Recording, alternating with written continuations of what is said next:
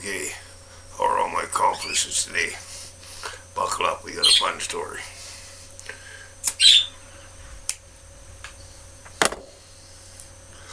So oh, about 4 hours ago, I got released out of jail. I have to go there 3 weeks in a row and spend Wednesday night in jail. Whatever. Doesn't matter because I've never had a driver's license. That's the reason for it anyways. And they don't like that because, well, I've never paid a fine.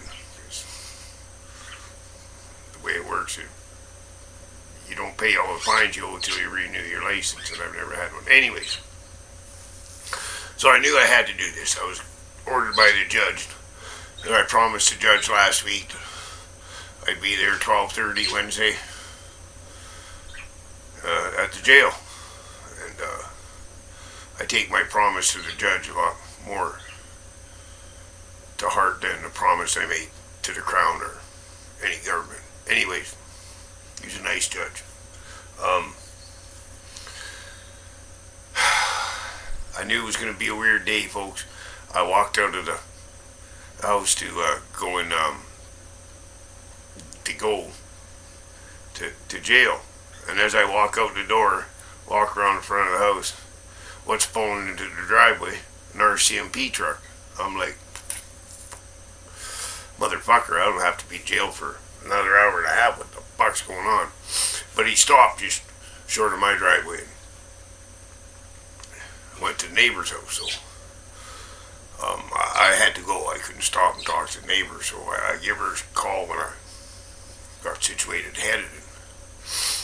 Now that place was owned by, if you watch my videos or all my channel, you'll know who Josh is, my helper.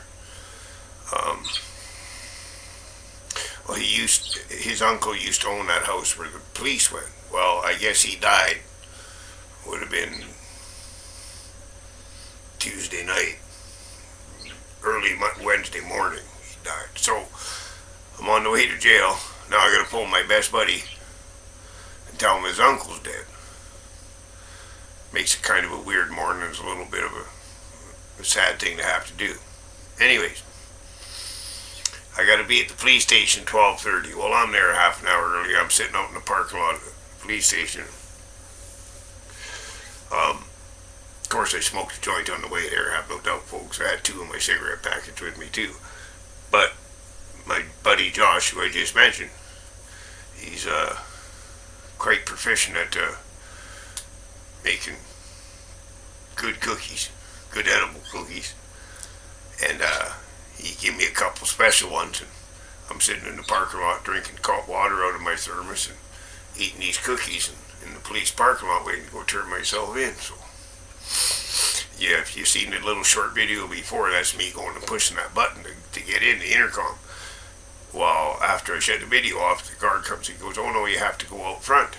So I go out front into the lobby, and I'm standing there and I'm dressed like this. I got Wiley. Usually I don't wear Wiley in the house, but I'm wearing them so you guys can see what was going on.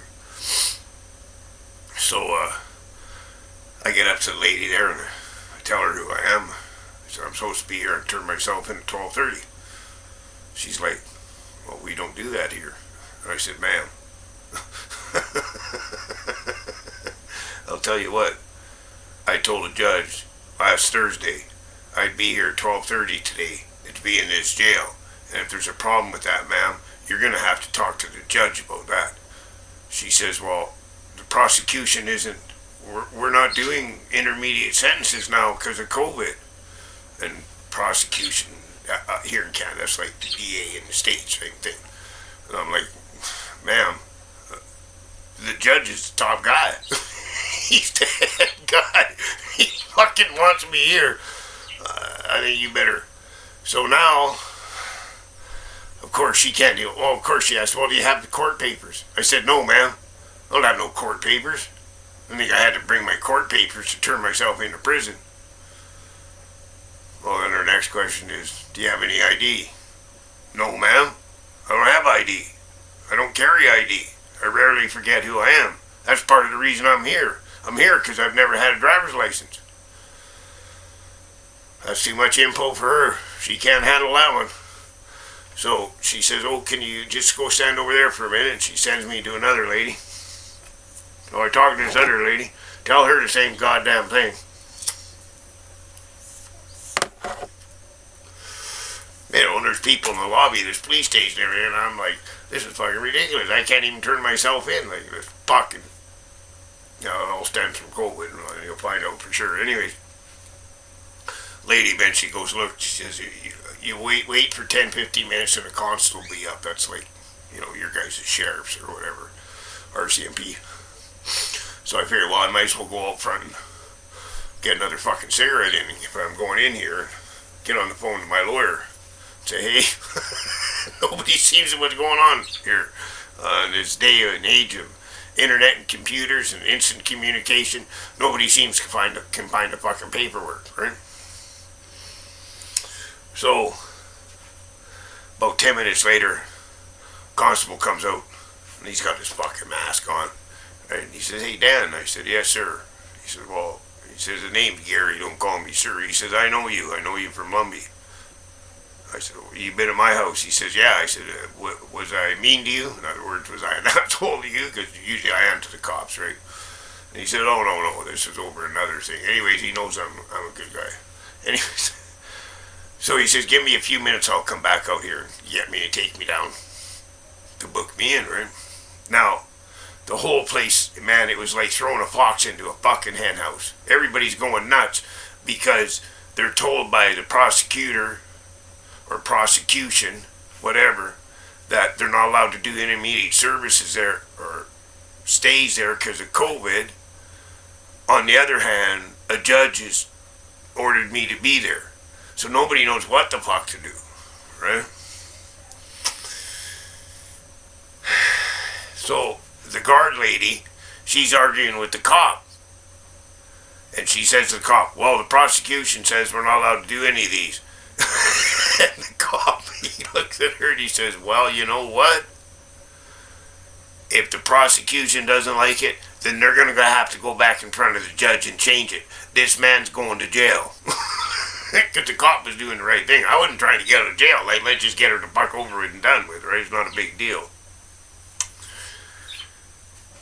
So, yeah, anyways, I did spend the night. You'll see the video of me getting out. So that, and the lady, man, people, like, you can't see all of fucking him, but he's a full-skinned old wily, the coyote.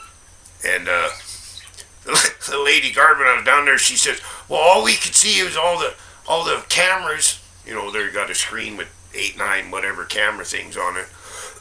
She says, all we could see was you coming through that fucking front door with that animal on your head. And she said, we all thought there was some insurrection going on here like that guy down in fucking Washington. With all the stuff going, trucker protests and everything. They're just, of course, they jumped to the worst conclusions, fucking idiots. And I told her folks, I said, hey, ma'am, don't be insulting me like that. I ain't that fucking guy. That motherfucker lived 30 years old, lived in his mom's basement and cried like a little bitch. Don't insult me, ma'am. We'll get along fine.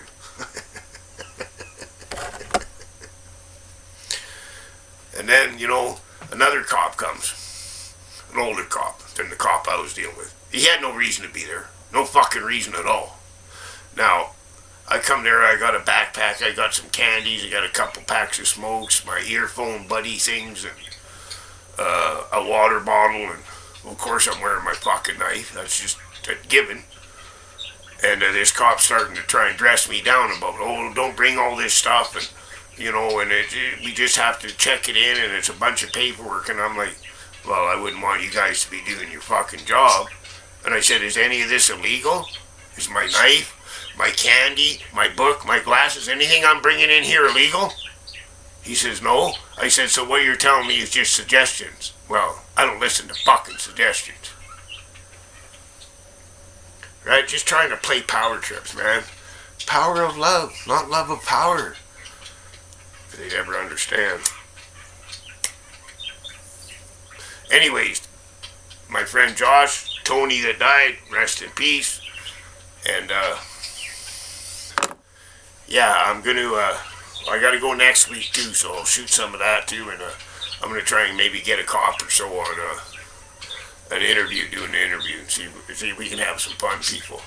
Okay, I'm trying to make this thing work. I got my mouse on my knee. It's working. I never knew that. Anyways, people, be safe. And as always, a cat.